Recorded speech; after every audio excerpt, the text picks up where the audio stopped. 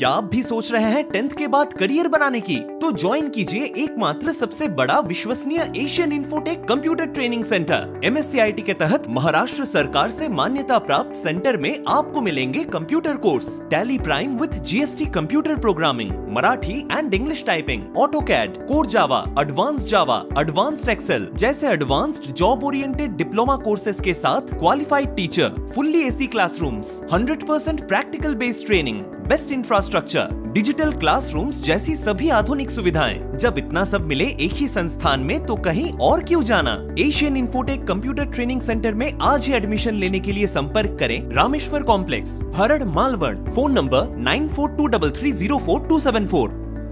राजापुरात गुरुवारी सायंकाळी झालेल्या मुसळधार पावसामुळे अणुस्कुरा घाटात रात्री दरड कोसळली आणि हा रस्ता वाहतुकीसाठी बंद झाला। सार्वजनिक बांधकाम विभागानं तात्काळ युद्ध पातळीवर ही दरड हटवण्याचं काम सुरू केलं। मात्र असं असलं तरी रात्रभर हे काम सुरू असल्यामुळे येथील वाहतूक आंबा घाटामार्गे वळवण्यात आली आहे। कोकणातून पश्चिम महाराष्ट्राला जोडणारा हा सर्वात जवळचा घाट म्हणून अणुस्कुरा घाटाची ओळख आहे। पावसाच्या सुरुवातीलाच या घाटात दरड कोसळून वाहतूक ठप्प झाल्याने येणाऱ्या पावसाळ्यात या घाटातील वाहतुकीच्या सुरक्षिततेचा प्रश्न आता ऐरणीवर आलाय।